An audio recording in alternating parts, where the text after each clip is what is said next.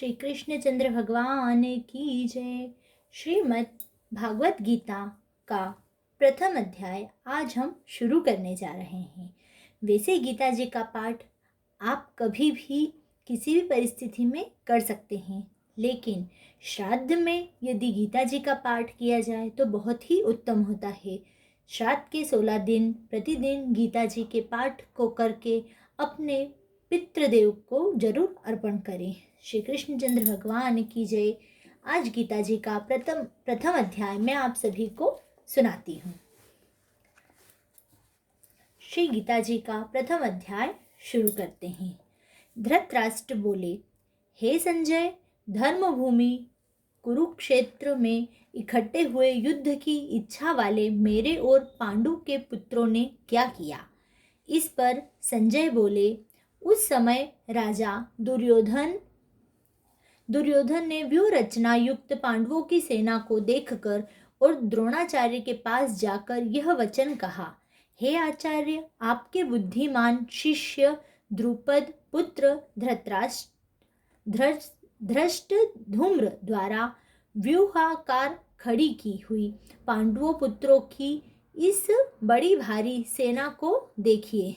इस सेना में बड़े बड़े धनुषों वाले युद्ध में भीम और अर्जुन के समान बहुत से शूरवीर हैं, जैसे सात्यकी और विराट तथा महारथी राजा द्रुपद और धृष्टकेतु, चेकितान तथा बलवान काशीराज पुरुजित, कुंती भोज और मनुष्य में श्रेष्ठ शैव्य और पराक्रमी युधामन्यु तथा बलवान उत्तमोजा, सुभद्रापुत्र अभिमन्यु और द्रौपदी के 5 पुत्र, ये सभी महारथी हैं। हे ब्राह्मण श्रेष्ठ, हमारे पक्ष में भी जो प्रधान हैं उनको आप समझ लीजिए। आपके जानने के लिए मेरी सेना के जो सेनापति हैं उनको कहता हूँ। एक तो स्वयं आप और पितामह भीष्म तथा कर्ण और संग्राम विजयी कृपाचार्य तथा वैसे ही अश्वत्थामा, विकर्ण तथा सोमदत्त का पुत्र भूरिश्रवा तथा और भी बहुत से शूरवीर अनेक प्रकार के शस्त्र अस्त्रों से युक्त मेरे लिए जीवन की आशा को त्यागने वाले सब के सब युद्ध में चतुर हैं। भीष्म पितामह द्वारा रक्षित हमारी वह सेना सब प्रकार से अजेय है और भीम द्वारा रक्षित इन लोगों की यह सेना जीतने में सुगम है। इसलिए सब मोर्चों पर अपनी अपनी जगह स्थित रहते हुए आप लोग सबके सब ही निसंदेह भीष्म पितामह ही सब ओर से रक्षा करें। इस प्रकार द्रोणाचार्य से कहते हुए दुर्योधन के वचनों को सुनकर कौरवों ने वृद्ध बड़े प्रतापी पितामह भीष्म ने उस दुर्योधन के हृदय में हर्ष उत्पन्न करते हुए उच्च स्वर से सिंह की नाद के समान गर्ज कर शंख बजाया। उनके उपरांत शंख और नगारे तथा ढोल मृदंग और नरसिंहादि बाजे एक साथ ही बजे। उनका वह शब्द बड़ा भयंकर हुआ। उनके अनंतर सफेद घोड़ों से युक्त उत्तम रथ में बैठे हुए श्री कृष्ण महाराज और अर्जुन ने भी अलौकिक शंख बजाए। उनमें श्री कृष्ण महाराज ने पांचजन्य नामक शंख और अर्जुन ने देवदत्त नामक शंख बजाया। भयानक कर्म वाले भीमसेन ने पौंड्र नामक महाशंख बजाया। कुंती पुत्र राजा युधिष्ठिर ने अनंत विजय नामक शंख और नकुल तथा सहदेव ने सुघोष और मणिपुष्पक नामक नाम वाले शंख बजाए। श्रेष्ठ धनुष वाले काशीराज और महारथी शिखंडी और धृष्टद्युम्न तथा राजा विराट और अजय सात्यकी तथा राजा द्रुपद और द्रौपदी के 5 पुत्र और बड़ी भुजा वाले सुभद्रा पुत्र अभिमन्यु, इन सब ने हे राजन अलग अलग शंख बजाए और उस भयानक शब्द ने आकाश और पृथ्वी को भी शब्दायमान करते हुए धृतराष्ट्र पुत्रों के हृदय विदीर्ण कर दिए। हे राजन, उसके उपरांत कपिध्वज अर्जुन ने खड़े हुए धृतराष्ट्र पुत्रों को देखकर उस शस्त्र चलने की तैयारी के समय धनुष उठाकर ऋषिकेश श्री कृष्ण महाराज से यह वचन कहा, हे अच्युत, मेरे रथ को दोनों सेनाओं के बीच में खड़ा करिए। जब तक मैं इन स्थित हुए युद्ध की काम वालों को अच्छी प्रकार से देख लूं कि इस युद्ध रूप व्यापार में मुझे किन किन के साथ युद्ध करना योग्य है। दुर्बुद्धि दुर्योधन का युद्ध में कल्याण चाहने वाले जो ये राजा लोग इस सेना में आए हैं, उन युद्ध करने वालों को मैं देखूंगा। संजय बोले, हे धृतराष्ट्र, अर्जुन द्वारा इस प्रकार कहे हुए महाराज श्री कृष्णचंद्र ने दोनों सेनाओं के बीच में भीष्म और द्रोणाचार्य के सामने, संपूर्ण राजाओं के सामने उत्तम रथ को खड़ा करके ऐसे कहा कि हे पार्थ, इन इकट्ठे हुए कौरवों को देख।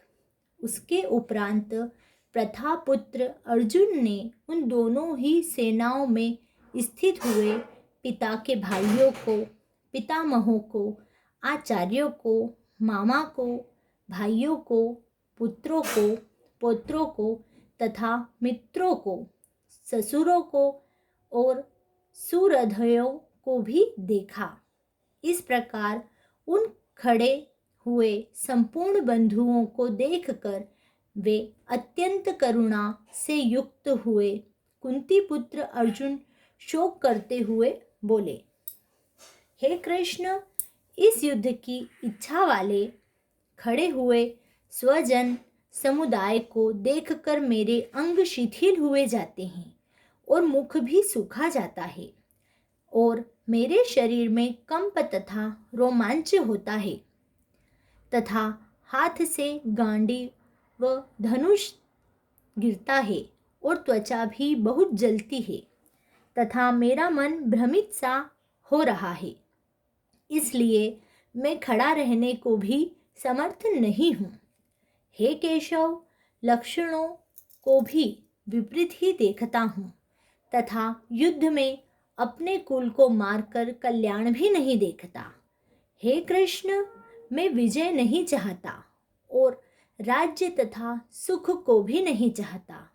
हे गोविंद, हमें राज्य से क्या प्रयोजन है अथवा भोगों से और जीवन से भी क्या प्रयोजन है, क्योंकि हमें जिनके लिए राज्य, भोग और सुखादि इच्छित है, वे ही यह सब धन और जीवन की आशा को त्याग कर युद्ध में खड़े हैं, जो कि गुरुजन, ताऊ, चाचे, लड़के और वैसे ही दादा, मामा, ससुर, पोते, साले तथा और भी संबंधी लोग हैं।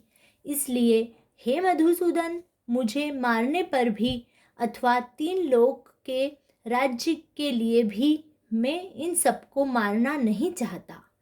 फिर पृथ्वी के लिए तो कहना ही क्या है।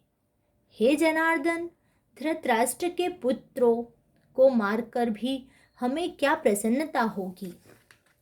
इन आतताइयों को मारकर तो हमें पाप ही लगेगा।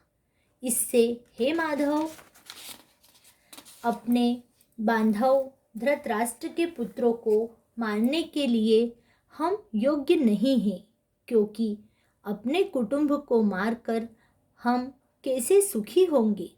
यद्यपि लोभ से भ्रष्ट चित्त हुए ये लोग कुल के नाशकृत दोष को और मित्रों के साथ विरोध करने में पाप को नहीं देखते, परंतु हे जनार्दन, कुल के नाश करने से होते हुए दोष को जानने वाले हम लोगों को इस पाप से हटने के लिए क्यों नहीं विचार करना चाहिए, क्योंकि कुल के नाश होने से सनातन कुल धर्म नष्ट हो जाता है। धर्म के नाश होने से संपूर्ण कुल को पाप भी बहुत दबा लेता है तथा हे कृष्ण, पाप के अधिक बढ़ जाने से कुल की स्त्रियां दूषित हो जाती है और वार्ष्णेय स्त्रियों के दूषित होने पर वर्ण संकर उत्पन्न होता है और वह वर्ण संकर कुल घातियों को और कुल को नरक में ले जाने के लिए ही होता है। लोप हुई पिंड और जल की क्रिया वाले इनसे पितर लोग भी गिर जाते हैं और इन वर्ण संकर कारक दोषों से कुल घातियों के सनातन कुल धर्म और जाति धर्म नष्ट हो जाते हैं तथा हे जनार्दन, नष्ट हुए कुल धर्म वाले मनुष्य का अनंत काल तक नरक में वास होता है, ऐसा हमने सुना है। अहो, शोक है कि हम लोग बुद्धिमान होकर भी महान पाप करने को तैयार हुए हैं, जो कि राज्य और सुख के लोभ से हमें कुलों को मारने के लिए उद्यत हुए हैं। यदि मुझे शस्त्र रहित न सामना करने वालों को शस्त्रधारी धृतराष्ट्र के पुत्र रण में मारे तो वह मारना भी मेरे लिए अति कल्याणकारक होगा। संजय बोले, रणभूमि में शोक से उद्विग्न मन वाले अर्जुन इस प्रकार कहकर बाण सहित धनुष को त्याग कर रथ के पिछले भाग में बैठ गए। इति श्रीमद् भागवत गीता रूपी उपनिषद एवं ब्रह्म विद्या तथा योग शास्त्र विषयक श्री कृष्ण और अर्जुन के संवाद में अर्जुन विषाद योग नामक पहला अध्याय समाप्त होता है।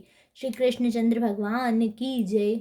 यह पहला अध्याय हम अपने पितृदेव को अर्पण करते हैं। हाथ में जल लेकर भूमि पर छोड़ते हैं और हम अपने पितृदेव को अर्पण करते हैं। यह पहला अध्याय समाप्त होता है। इसकी अगली वीडियो में आपको पहले अध्याय का महत्व भी मिलेगा। जय श्री कृष्ण।